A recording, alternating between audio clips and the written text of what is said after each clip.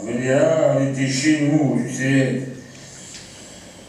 Et s'ils mangeaient dans la cuisine, mais ils te faisaient venir, tu mangeais avec eux, un bout de pain bagna, un fondue d'homme, un bout de fromage. Le thème, c'est l'histoire d'un immigré italien du siècle dernier qui se trouve être mon grand-père, et dont on a raconté le parcours, qui est parti d'Italie en 1905, qui est venu d'Ombrie, et qui est venu s'installer dans un village du sud de la France, comme des milliers d'autres personnes l'ont fait, et qui a créé le bar du village. Et puis il a toujours dit qu'il rentrerait, il disait de toute façon c'est provisoire, et puis il y est resté, il y a fait des enfants, et il y est enterré au jour d'aujourd'hui. Donc on voulait raconter cette histoire, mais on voulait raconter une histoire vraie. Donc on a été sur place, on a fait des résidences de création en interviewant des gens donc de ma famille, mais aussi d'autres familles, puisqu'il y avait il y a une poche d'Ombrie de laquelle sont venues une centaine de familles dans le coin du Barcelou en 1905. Donc ils venaient pour les mêmes raisons, chercher du travail. Donc on a interviewé d'autres gens et on leur a posé des questions, voilà, on a eu des réponses et à partir de là on a construit le spectacle par rapport à ce qui nous avait été raconté. Donc tout ce qui est dit dans le spectacle, peu de choses sont inventées. Et ensuite il y a eu aussi un travail identique. Moi, comme j'ai fait du bénévolat à la CIMAD, j'ai bossé avec des sans-papiers aussi à un moment.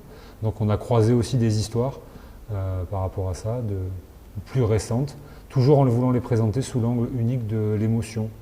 Aucune idéologie, pas de prise de position politique, juste de l'émotion, des histoires d'humains qui sont dans un départ, qui sont dans une arrivée, une installation.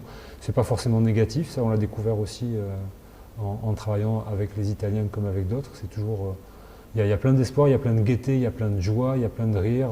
Voilà, donc on essaie de présenter ce panel d'émotions humaines à travers l'exil, mais c'est une histoire d'exil réussie ce qu'on raconte.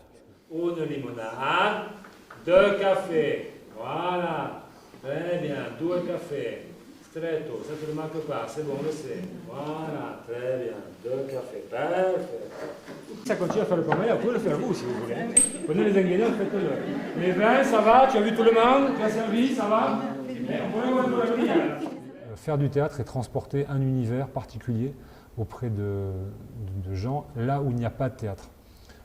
Pas parce qu'on n'a pas envie de jouer dans des théâtres, juste parce que les théâtres sont remplis de gens convaincus, et c'est formidable, il faut qu'ils continuent à être convaincus. Par contre, nous, on a à la fois des gens qui sont convaincus par le théâtre, et puis d'autres moins, et puis d'autres qui n'y vont pas.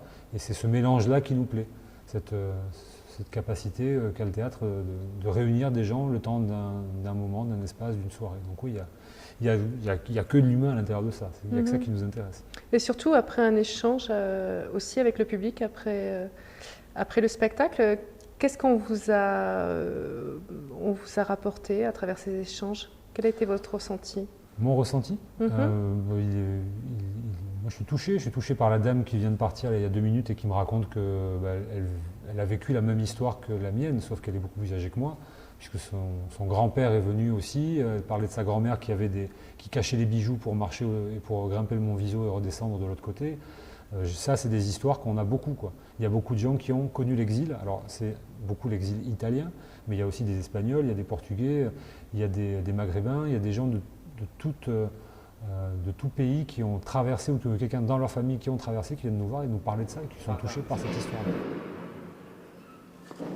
Mais c'est pas les feux d'artifice, ça.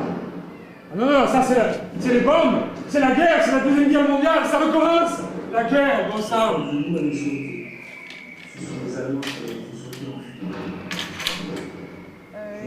L'idée de cette scénographie, c'est de se dire à un moment comment peut-on immerger les gens dans un univers qui d'habitude se joue au plateau. Comment peuvent-ils être à l'intérieur de ce bar, faire revivre ce bar?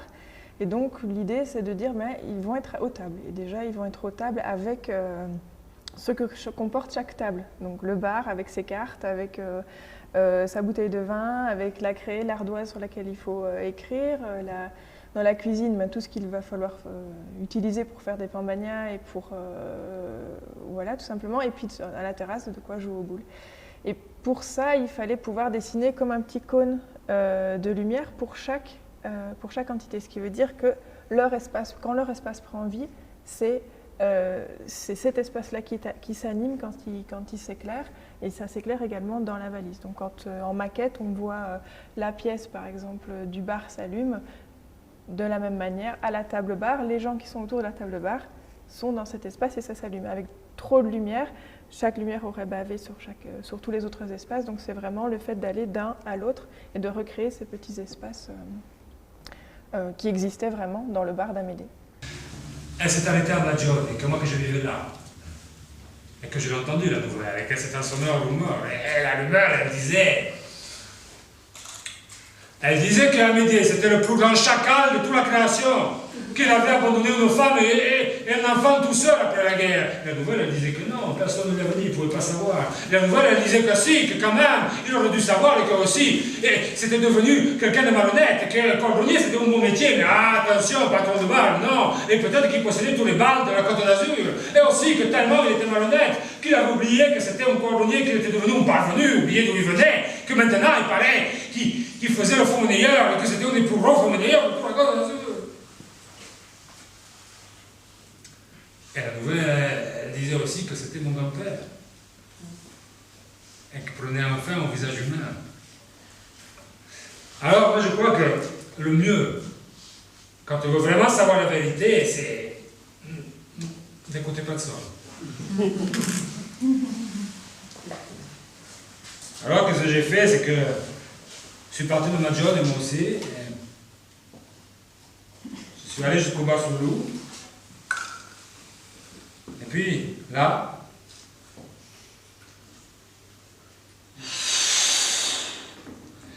j'ai rencontré ce vieux monsieur Zinedine.